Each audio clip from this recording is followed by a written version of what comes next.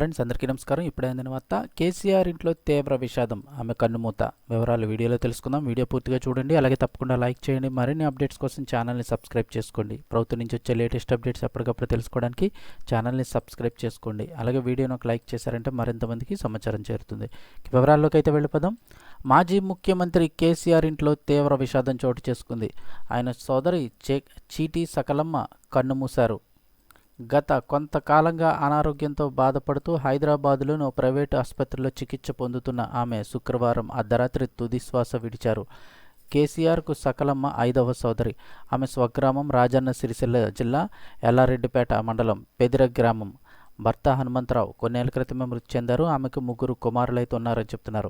సకలమ్మ మరణవార్త తెలుసుకున్న BRS working president KTR, MLC Kavitha, మాజీ మంత్రి హరీష్ రావు హుటాహుటిన ఆసుపత్రికి వెళ్లారు. తోడబుట్టిన సోదరు మృతి చెందింది అని తెలియగానే గులాబీ బాస్ ఆమె జ్ఞాపకాలను గుర్తు చేసుకుని కన్నీళ్లు పెట్టుకున్నట్లుగా తెలుస్తోంది.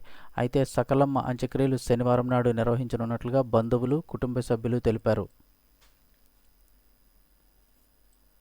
కేసీఆర్కి ఆమె 5వ సోదరి. ఆమె స్వగ్రామం రాజన్న సిరిసిల్ల జిల్లా ఎల్లారెడ్డిపేట మండలం పెదిర గ్రామం. గత కొంతకాలంగా అనారోగ్యంతో బాధపడుతూ హైదరాబాద్లోని ఆసుపత్రిలో చికిత్స పొందుతున్న ఆమె శుక్రవారం అర్ధరాత్రి తుదిశ్వాస విడిచారు.